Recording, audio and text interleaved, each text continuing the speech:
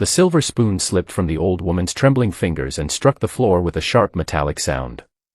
Everyone in the dining room froze. For 3 months, the servants had watched her push away every meal, her once bright eyes growing duller as her body weakened. Doctors had warned her wealthy son that she was slowly starving herself, but nothing could make her eat.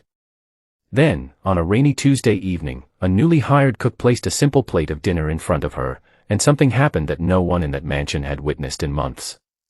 The elderly woman looked at the food, lifted her head, and whispered a name that made the new cook go completely pale. Before we continue, if you believe in kindness, second chances, and the power of one caring person to change a life, please take a moment to like this video, share it with someone who needs a little hope, and subscribe to Kindness Corner. And tell us in the comments, where are you watching from? We would love to know how far this story of kindness reaches. The old woman was named Beatrice Holloway, and at 82 years old, she lived inside a mansion so large that her footsteps disappeared before they reached the walls. Her only son, Gideon Holloway, was a self-made millionaire who owned hotels, restaurants, and several apartment buildings across the city. From the outside, the Holloways appeared to have everything money could buy. But inside that beautiful house, Beatrice was quietly disappearing. After her husband died, she had lost interest in almost everything. Food became meaningless. She refused breakfast, touched nothing at lunch, and at dinner she would stare silently at her plate before asking the servants to take it away. Doctors examined her repeatedly and found no serious physical illness.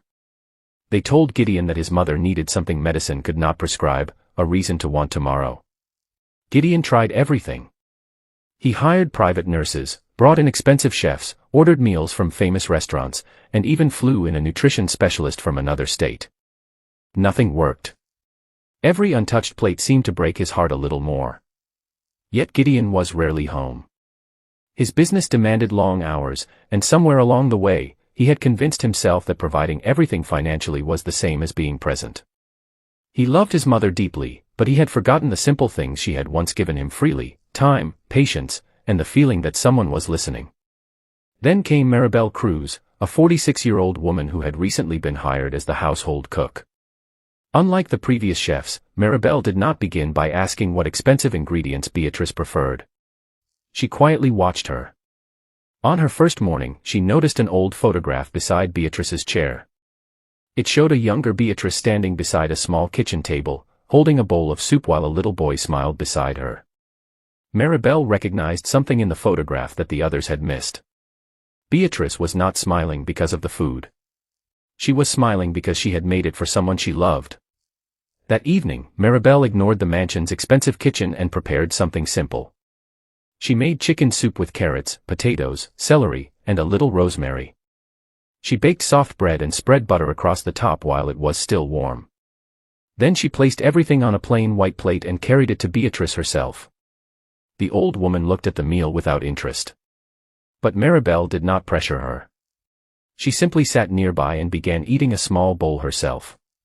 Minutes passed. Then Beatrice looked at the soup. Her eyes narrowed as though she were searching through a distant memory.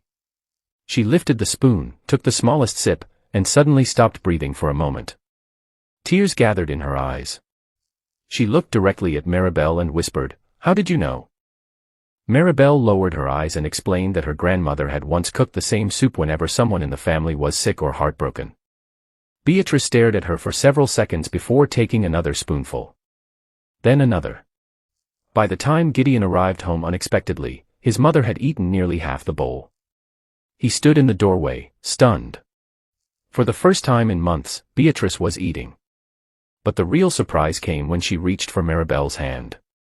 She told her son that the soup tasted like the kitchen from his childhood, back when his father was still alive and Gideon was a little boy who would sit at the table waiting for dinner.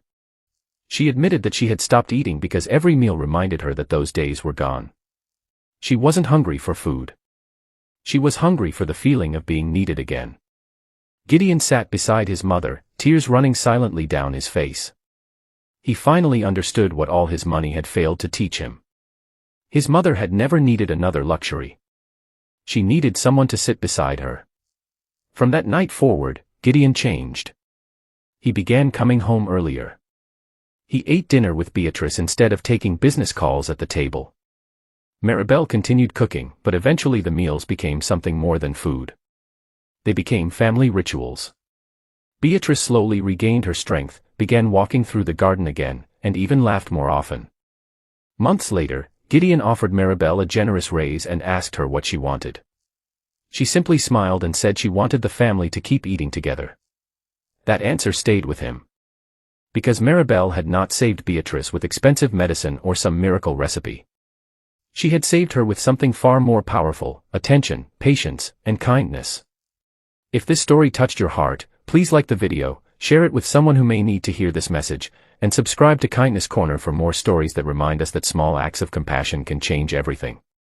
And before we end, comment, kindness still matters, if you believe that sometimes, the smallest gesture can give someone a reason to keep going. Because sometimes a person doesn't need the world to give them everything. Sometimes they only need one person to sit beside them and care.